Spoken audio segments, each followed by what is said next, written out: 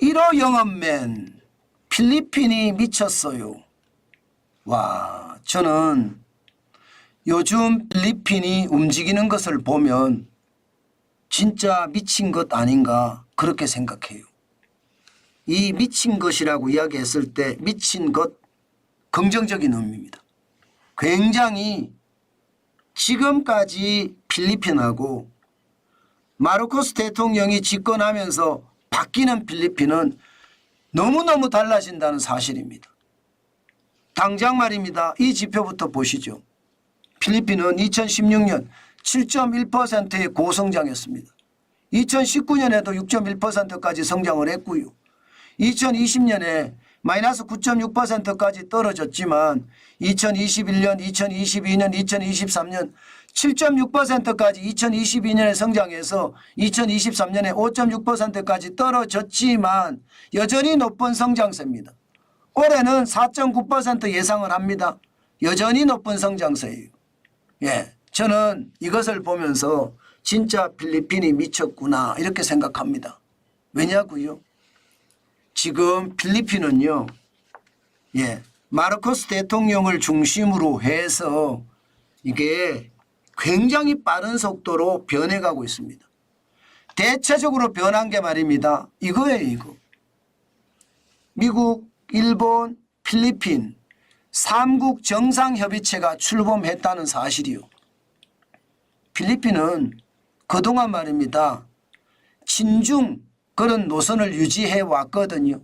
그런데 마르코스 대통령이 당선이 되고 나서는 친미 노선으로 바뀌었습니다. 그러면서 조 바이든 대통령에게는 핵심 지원 세력이 된 거예요. 그 결과 결국 조 바이든 대통령, 일본의 기시다 총리, 필리핀의 마르코스 대통령 3자 정상회의가 출범하기에 이르는 겁니다. 야, 저는 이것을 보면서 솔직히 조금 무섭게 느낍니다. 왜 제가 무섭게 느끼냐 하면요. 마르코스 대통령이 지금 필리핀을 다 바꾸자 하면서요. 미국과 일본을 활용하겠다는 겁니다. 쉽게 말하면 1호 영업맨이라고 제가 말씀을 드렸는데 3국 정상회담에서요. 필리핀은요. 미국 투자해달라. 일본 투자해달라. 그러면 중국을 막겠다. 이렇게 이야기했다는 뜻이에요. 그러니까 미국에서는요. 반응을 보였습니다. 반도체에 대한 공장 미국에 굉장히 많이 세우잖아요.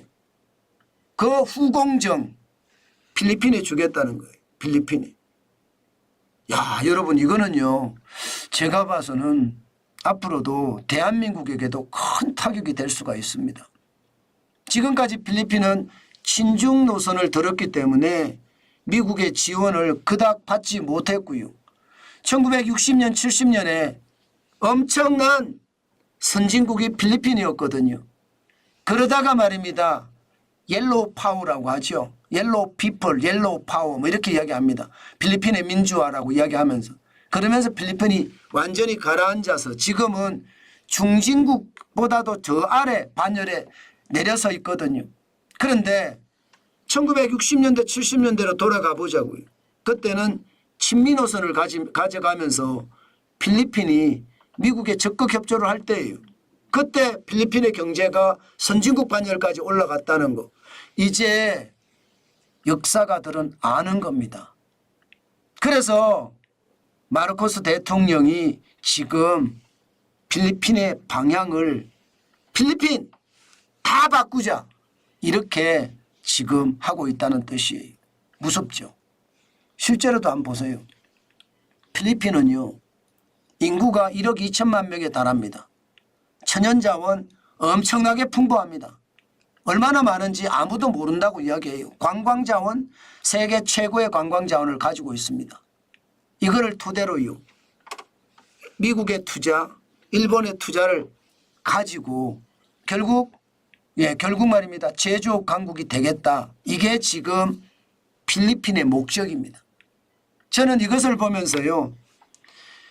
야, 필리핀이 드디어 움직이는구나. 1960년대 70년대 그들이 우리보다 월등하게 잘 살면서 우리에게 많은 원조를 했거든요. 예, 장충체육관이 필리핀이 원조를 해서 지은 그 체육관입니다. 그리고 말입니다. 더 놀라운 건요. 여러분 아시겠지만 6.25 때 가장 먼저 파병을 했습니다. 물론 미국이 먼저 오고 영국이 오고 그 다음에 필리핀이 왔지만 뭐 그 외의 국가 중에서는 가장 먼저 파병이 됐잖아요. 그만큼 우리하고는 돈독한 관계인데 지금 우리는 사실상 나라가 이상하게 변질돼 가요. 70년대 80년대 필리핀처럼 변질돼 가고요.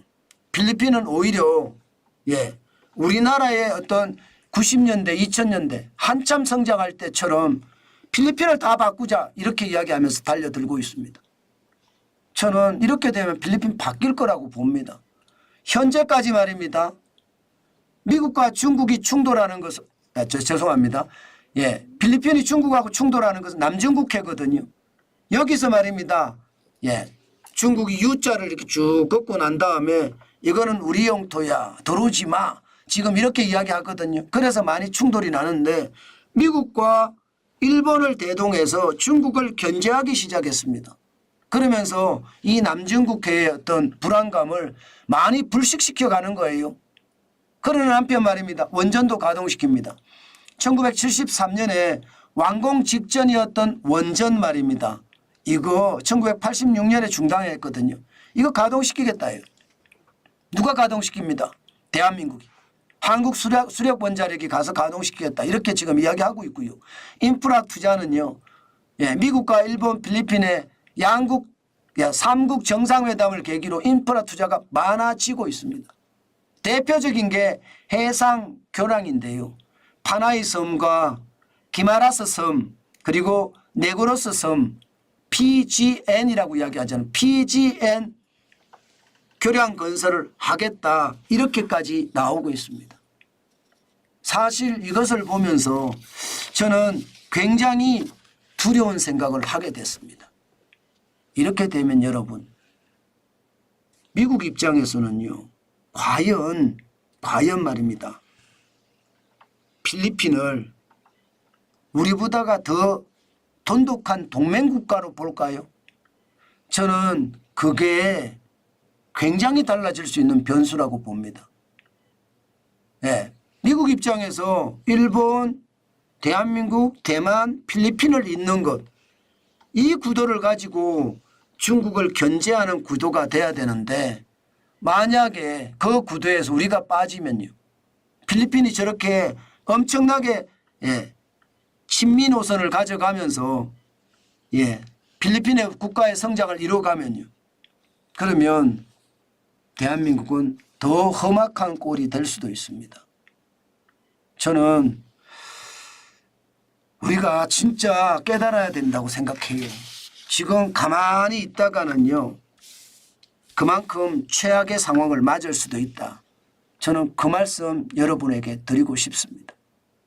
미국의 선택은 일본, 대만, 필리핀만 될 수도 있다는 뜻입니다. 대한민국이 빠질 수도 있다는 뜻이에요. 이것은요. 대한민국에게는 저는 재앙이 될 수도 있다고 봅니다. 6.25 전쟁이 그랬거든요. 대한민국이 미국 방위선에서 빠지면서 말입니다. 전쟁이 일어났습니다. 앞으로 대한민국이 미국 방위선에서 빠지지 말란 법 저는 없다고 봅니다. 그렇게 됐을 때 위기감은 굉장히 커질 거예요.